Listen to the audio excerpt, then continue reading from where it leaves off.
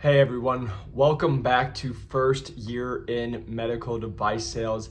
And today's episode is actually going to be an episode I recorded as my 1 year reflection in medical device sales. And so this was one I did when I was in the process of being a rep. I had just broke in, spent my first year, and then I did a reflection video. And I wanted to share this with you all just to show you're not alone. See what I went through my first year, my tips to you guys as you're going through your first year, because I know it's definitely a learning process. And so I wanted to share this with you all. And I just wanted to say again, thank you so much for all of the support. It's been great to see how many people have already started listening and seeing everything. So if you can press that like and subscribe button, and if you guys can put a 5-star review, it does help us grow this channel. But I want to just say thank you from the bottom of my heart. Really appreciate having you in our community and hoping that these podcasts are extremely helpful for you. 1 year reflection, 1 year in medical device sales. It has been quite the journey. I look back on my first couple of videos that I had, and it makes me laugh about like how much I've grown, just how much I've learned, how much I've had to just deal and adapt with and overcome. So it's been a great journey. Again, like everybody knows, I came in as a full line sales rep. I have a quota. I did all that. So it was just a big learning curve.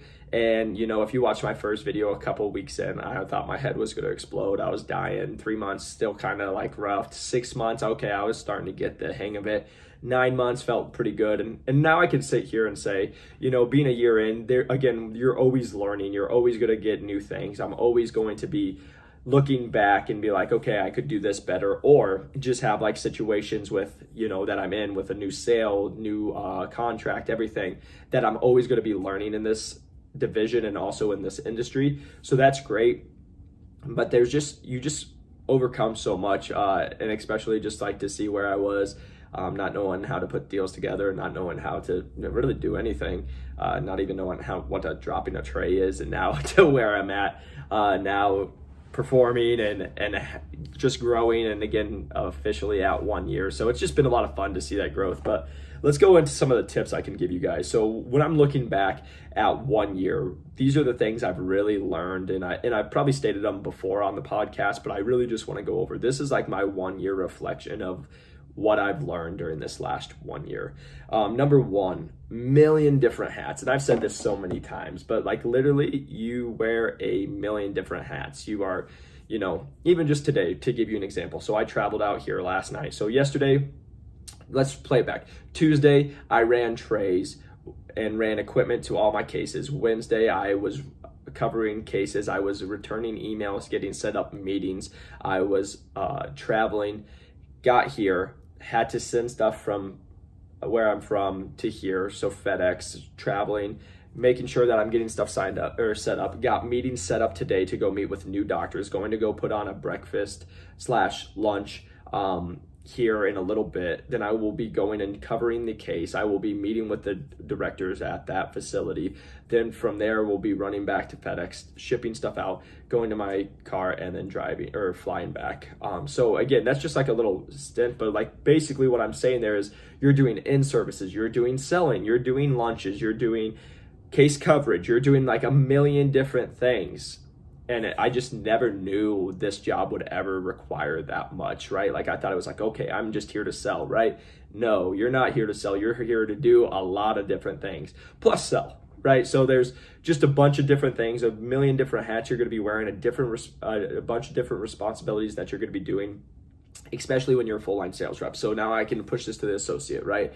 If you guys are the associate sales rep, you're probably not wearing as many different hats, but you're still going to wear a lot of hats, right? Like you're going to be case coverage, you're going to be running trays, you're going to be picking up equipment, you're probably going to be help setting up a lunch, you're going to be, you're going to be doing all the helpful things. But then once you break in as a full line sales rep, then it's like you're responsible for those lunches, you're responsible for prospecting, finding the new doctors, you're responsible for everything that happens, even with your associate. If there's a problem with the associate, you're the one who gets called in to go deal with it. So there's just a bunch of different things. Me personally, I don't have an associate just with my territory because like I said, it was underperforming, so they're not going to put an associate in with it. So I do everything, which has been great. That's a great learning curve for me to just again, get my stripes being the associate and also doing everything else. So that was number one, is just a million different hats, and I can't put that off enough. Like, if you guys think you're going to just be doing one or two things, you're not. You're going to be doing a million things. So just add that in right away.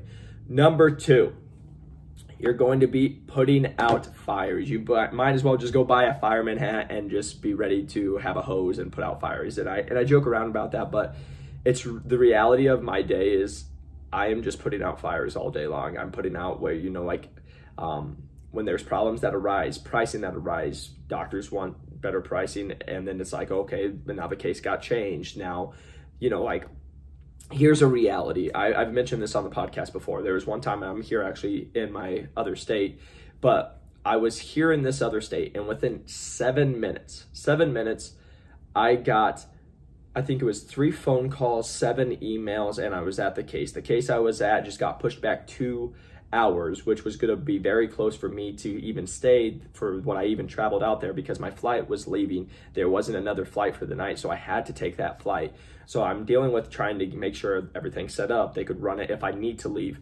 Then I had 3 phone calls. 1 phone call was from my manager about an account. 1 was about recall of equipment, and the other one was about a prospect that I had to take care of. And then the 7 emails that came in, all from made a sale, which was great. 3 cases got added on, and I'm not there, so I'm having to call my associate to go run cases or run trays to get the cases for the next day, because the surgery scheduler at that time for this account didn't let me know, and there was a miscommunication. And so then I'm having him run around. I'm having accounts have questions about pricing, and they're wanting to set up meetings, so we're setting up meetings for that. I have an account wanting to place an order where they need equipment ran to them for disposables. So again, I'm just showing you, that was literally probably a 10, 15, 20 minutes of dealing with everything, just high stress, holy crap, what is going on, right? Dealing with literally all those topics could be one thing you just sit on and you kind of work on, and it literally all came in within minutes of each other, and you're trying to deal with all of it, and they're all, again, and that's the other thing, it's not like it's just oh, I'll just put that off till tomorrow. They're all high priority messages that you need to get back to.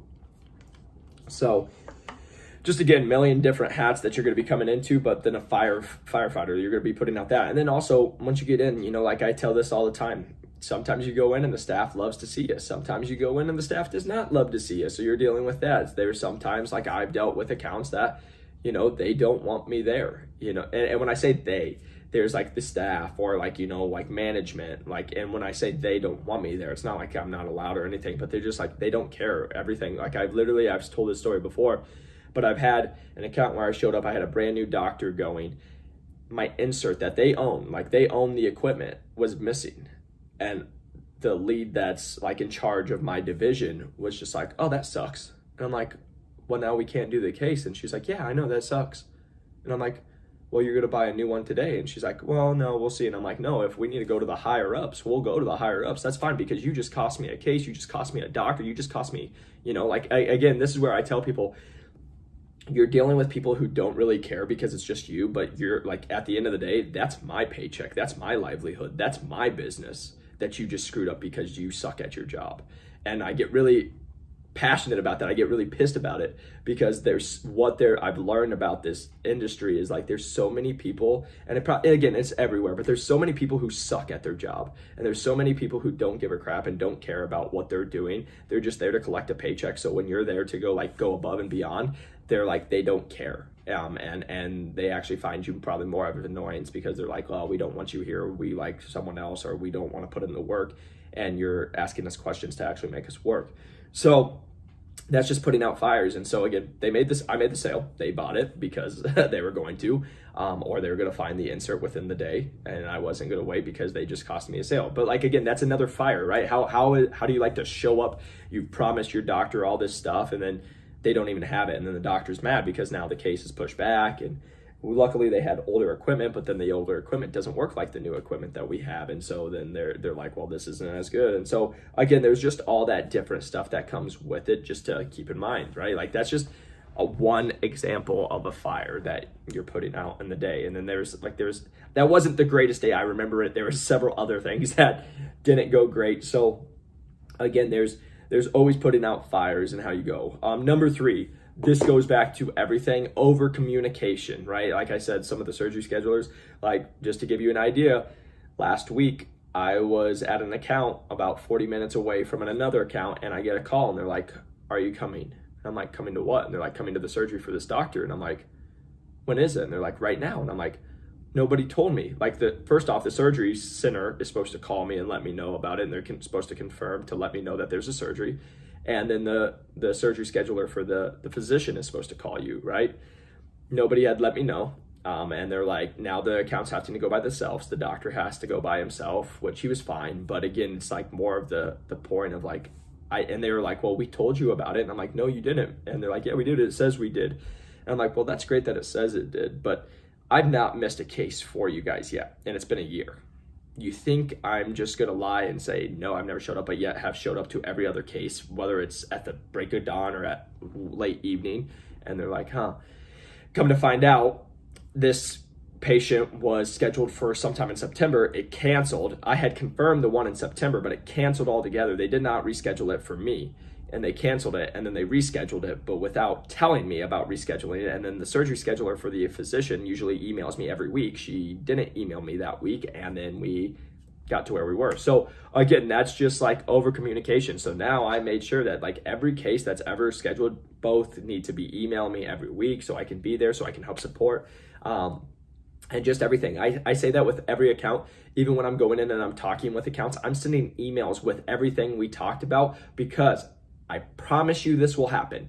You will agree on something. You come back 2 weeks later and they'll be like, "I never said that," or "We never discussed that," because they have a lot of, like, these people have a lot of other things going on. But then for me, or if it's like equipment that I drop off, take a picture of every piece of equipment, because this has happened. Like even that account that I just told you who lost my insert, I brought in a tray because they were out. They needed to get new equipment, right? And so I brought in a second tray. Well, I have a hand piece that goes in my tray to put our disposable in to do the removing of the specimen. It was not in my tray when we opened it. And then they called her, and then her first thing she says is, "Did the rep bring it? Because he probably didn't." Well, I just went to my phone and said, "Well, here's the address, here's the time I dropped it off, and you can see that this is your facility." And that was yesterday at 4 o'clock. And you can see that handpiece is in there. So I did bring it. You guys need to find it. It's simple little things like that that's just covering your butt that's going to make the world. And then also just with your, surgery schedulers, with your OR directors, with your staffing, just over communication, because it's just tough. Like even with me, like we have a tube that we put in a drape that we have. And I literally said, like this the other day, but I literally said it to the scrub tech 5 times. Make sure that the yellow tubing goes into the drape, falls into the drape. Okay, I got it. 5 times I said that. Gets the yellow tubing, throws it right on the floor. Now it's not sterile, right? Like it's stuff like that, but it's like I over communicate. I don't know what else to do with them. And then they're like, "Oh crap, I should have," so like I just say that you guys have to over communicate to everybody, the staff, your teammates, like everybody, because over communication can never hurt you. And even when you over communicate, like I said, told her 5 times, still nothing, right? Sometimes you can over communicate and they still don't get it. So again, the more reason I say over communicating is just to protect yourself. And that's something I learned is, like there's a lot of things that will go on within the hospital system, even within your company, right? Like that. There'll be like, "Where's this stuff?" or "Did you ever drop this off?" Or what did we say like 3 weeks ago, right? And so every time I stop at an account and we have a discussion, I send a follow-up email about what we talked about that day, and hit every point, because then when I come in a couple weeks, we can bring that back up. I can show it, and I can't tell you how many different times that's happened where they're like, "We didn't talk about that," or "I don't think we did," and I show them in the email, "Here, this is what I sent you 3 weeks ago," where telling you that we did discuss it. And they're like, "Oh, okay, yeah," right? Like people forget, I forget too, but I have to write it. And so again, just documenting everything. So when those times do come up and they're like, "No, we never did that," or "You never said that," or you didn't bring that equipment in, you can cover yourself. So that's been a big thing that I've learned over this last year. Number 4, This is a big one. Control what you can control. And this has been something I've been a lot better at the last like 3 months. There's a lot of, like I said, fires that come up, headaches. There's stuff that's out of my control that a lot of times I can't deal with, but I'll get stressed. I'll get, anxious because again, like I said this to everybody, it starts when the results start going down. That's your livelihood. That's your quota. That's your paycheck that's getting affected. And so when there's things that's out of your control, it can be frustrating, but also you got to get to the point where, like for myself, it's like, well, what's going to be, what good does it do to be mad and upset about this? Because I can't change it. It's like a lot of times when it's like corporate, I'm not changing that. I'm just going to have to roll with the punches and find out. Even if there's a problem that I can fix, I can shoot the email, but like if it's going to corporate, like corporate's not quick. So a lot of times it's going to be a day or more, before it gets fixed. So it doesn't do any good to get all upset, freak out, get mad. So just taking a day at a time, which I mentioned at the beginning when you guys first start, because there's just so much to learn, but just controlling what you can control, because there's going to be a lot of stuff out of your control. For example, there's been times you walk into the OR and they're short-staffed and they don't have what they need. You show up and they thought they made an order. They didn't make an order, and now they don't have equipment. Luckily, if you come prepared, you'll be fine. But like, there's just so much stuff that's over your control. And a big thing I should even say is, like, right now, everybody's facing it. So it's not just us. Supply chain's all backed up. I'm selling equipment. We can't get equipment because it's not even made yet, because it's overseas. And now they're having these shipping problems. And like, there's stuff for us, equipment. It's like, hey, you might make the sale. It probably won't come in for another 2 months. That sucks. What can I do about it, right? And I'm going to have my accounts mad because they paid money for it and they want it now, but I just have to be honest with them and say, and then again, if they're upset about that, again, I'm so sorry, I apologize. Is there anything I can do in the meantime? Like here, and then going above and beyond to help them, make sure that they have everything that they need until they get what they purchased or what they need coming in. So just again, control what you can control your attitude. That's something that's always in your control. And that's something that, again, these last couple of months I've been trying to focus more on, because like I said, during the last year, it's great, but there can be those days, those weeks that just get frustrating, that it's just like you get mad and you're like, and it can just push you down. So you just got to make sure to every single day, smile, be a resource, do everything you can. And at the end of the day, as long as you can say you did everything, that's all that matters. And then number 5, how am I feeling? Like, we're 1 year in, and this is where I would just say, at 3 weeks, I thought my head was going to explode and so forth, right? At 1 year, I feel very confident, and that's why I told people, I always joked around with people when I broke in. I told myself, I just came in with the mindset that the first year is going to suck. And when I say that, that doesn't mean like negative. It just means like I'm going to learn so much. I don't know the world I'm in. I have so much to understand, to experience before I'm going to actually be feeling confident in it. And I'm at that 1 year mark for myself. I'm there. I'm not scared to go to cases anymore, right? I don't have those nervous little butterflies in my stomach when you have a big case coming up, going to talk to physicians. It's not like I'm freaking out or doing this, it's just, now it's a conversation and seeing if it's a good fit for both of us. So it's just being able to see where you're at in the territory, what you feel like. And right now, being a year in, I feel very confident. Like I said, I've seen all my hard work pay off. I'm now in the top 10 and I broke the top 5, but again, it's always changing. But I know I'm in the top 10 for my industry or for my division, which again, last year I was in last place when I took over. So again, just seeing all the hard work pay off, I feel very confident where I'm at to be able to do this job, do this position, and again, just be able to continue to learn and grow this to a bigger quota, bigger territory, and just continue to see what we can have success in here. But yeah, I just say that feeling confident because this is for those people that are breaking in and they're like a month or 2 in and they're like, oh my gosh, like it gets better. Like I always said, it just takes time and experience, and because you're not going to know about certain things that happen in surgeries. Like I say that all the time. There's some surgeries when I first started that didn't go great because I just didn't know, but then you learn through it. And now when that same problem comes up, hey doc, just try this, bam, fixed right away, the case goes well. So again, just always learning, but I just say that I'm feeling very confident for you guys, like being a 1 year in. So if you guys are breaking in, or like you're just getting in, or you're like learning about it, you know, just go in with the mindset the first year is going to be a lot of learning. You're always getting educated. You're doing a lot of experiences, and you just have to experience it because that's just life. Hope this podcast was super helpful for you all. Again, if you can press a like and subscribe, and a 5-star review really does help us grow this channel. It would mean the world. Thank you so much, and we'll see you on the next one. Peace.